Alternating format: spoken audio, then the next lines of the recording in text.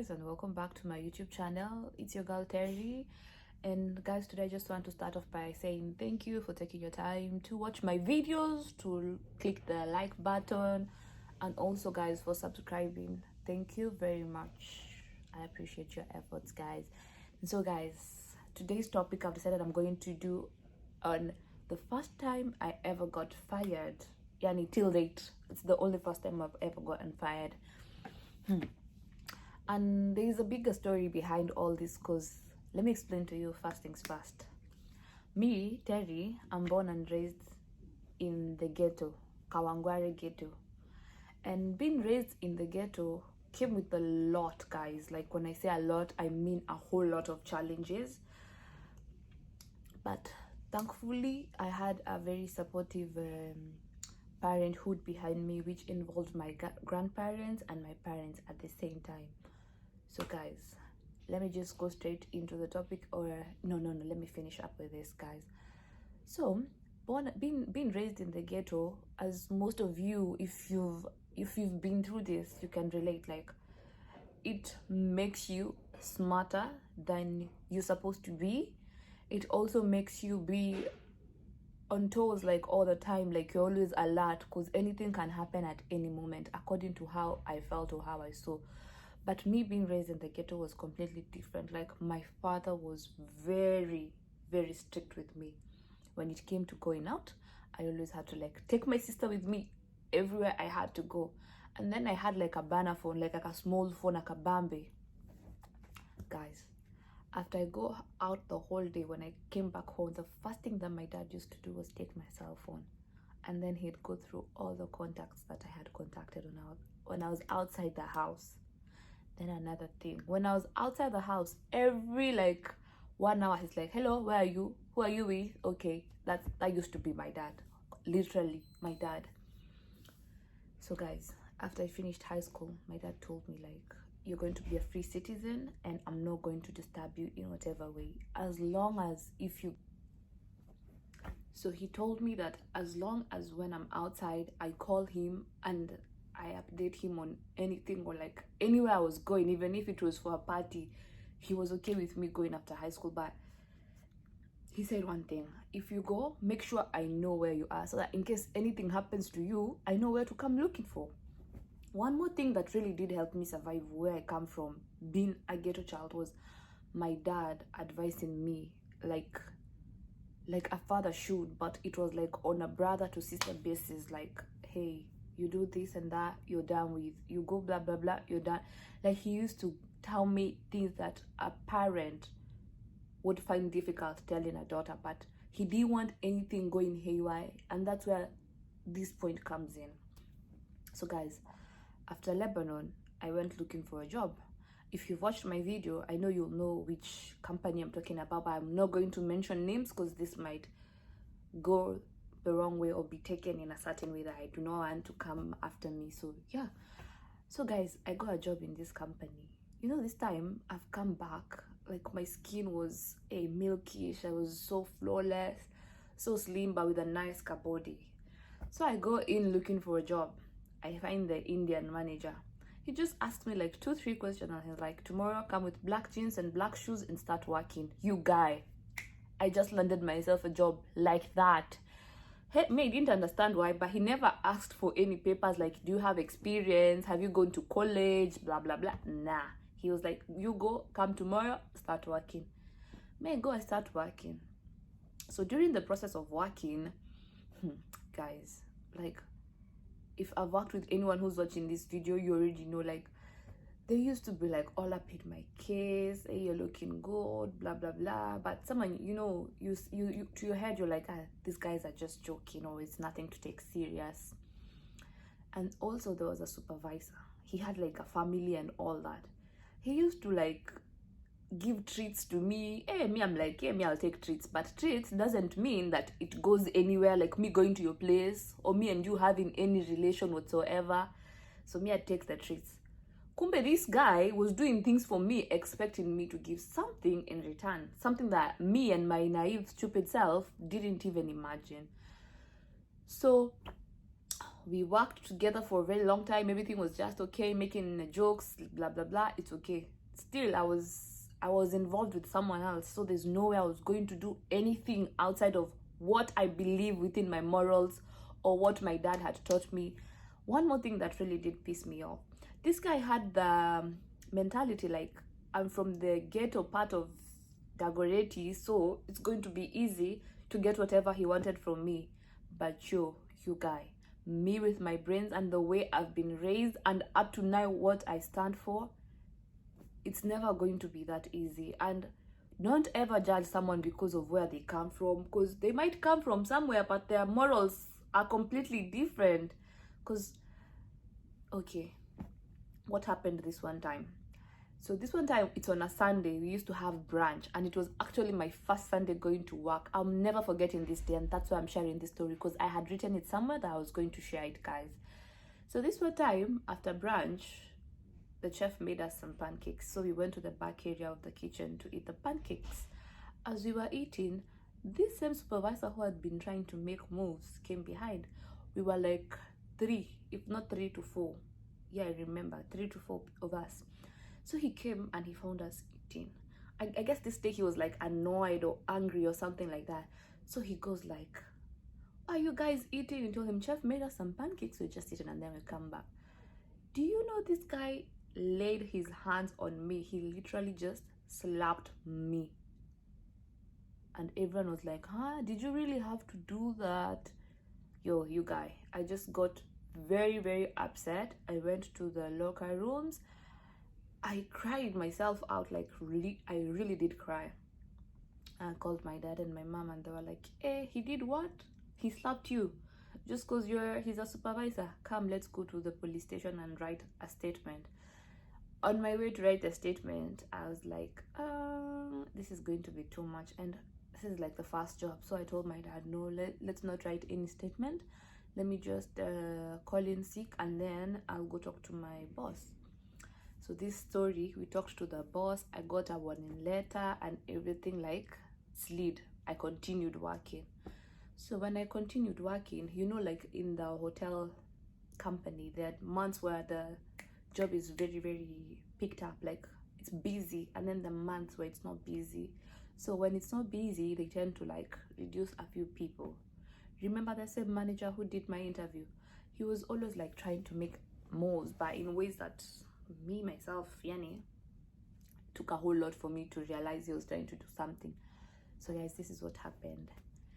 The manager came to me, and the funny part is that he came to me, I wasn't alone, like there were people around me, and he tells me, Terry, they are firing people, and since you already have one warning letter, you might be among the people who are getting fired. But if you don't want to get fired, there's only one thing that you have to do. Come to my house tomorrow at this and this time. Guys, he was so serious that he even gave me the address, and he told me when I get somewhere, I should call him. Like, I'll just pause there to say one thing. I've been working ever since high school ended. And it's not because like my family couldn't do more for me. I'll be honest with you, I never passed my high school exam as I had expected. So me looking forward to go to college was going to be a little bit hectic. And then the school that I was looking forward to go to, I had to like wait for a few more months for me to get in school. So instead of me waiting to get to school, I started working. And let me tell you one thing. Ever since I started working, I told myself one thing.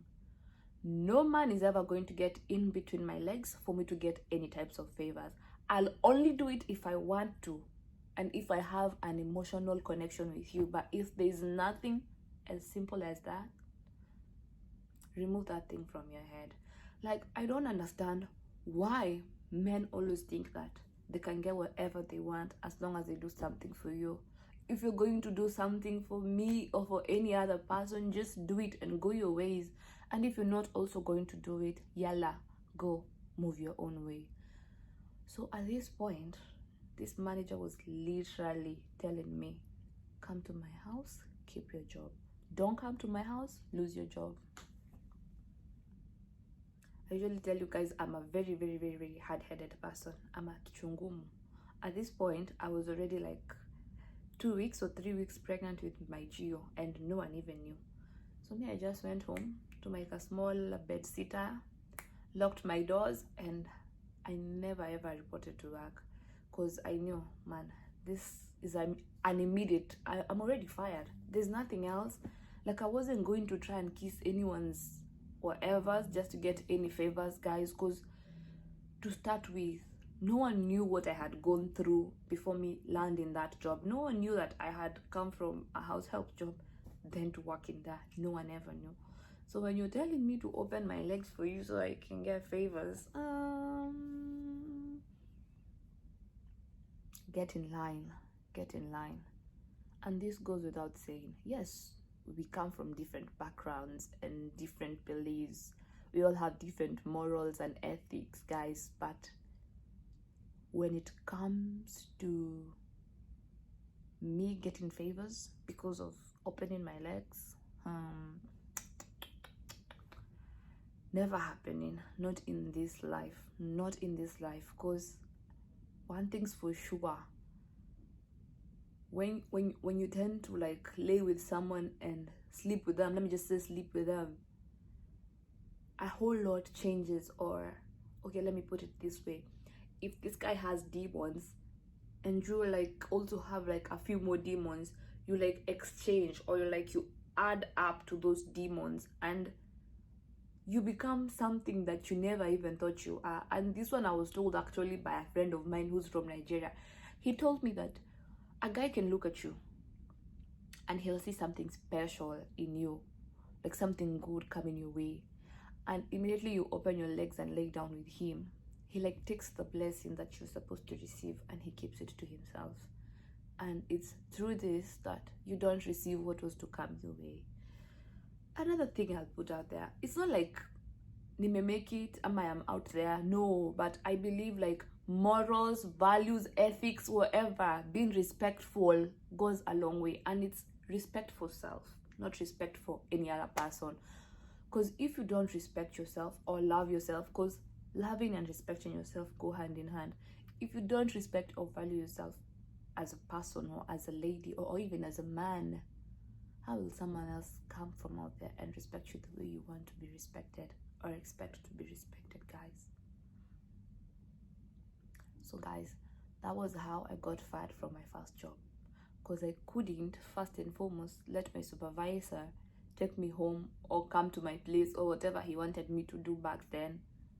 He slapped me and I ended up getting a warning letter first because of a man. Okay, that warning letter sunk in, and then the manager comes to me like, come to my place and you'll keep your job, or don't come and lose your job. Like, I'm so sorry, but that is the real world we live in, Nairobi. Like, me, I'm a straight hustler. What I have is what I'll give, or what I'll show I have. But anyone who's like opening their legs and sleeping around there, they're doing well than me, or even better than me, because I refuse to take that path of life. But people who are taking that path of life are coming and just leaving us, or you and me, where we are. But me, I believe that you should never cheat the hustle. Just continue doing you, continue working hard, and hard work will always pay, guys. Because right now I'm seeing people are going naked, twerking, doing all sorts of things because of cash. Sure, you guys, there's a lot of things you can do out here to earn money. A lot. Really. I'll also share with you something very simple. Right now, with Corona, everyone has literally like changed their job bans. And it's not because you want to. It's because, you know, the hustle has to go on. Food has to be put on the table. Baby needs some shoes. Mama needs a house. Yeah? And times are getting tough, you guys.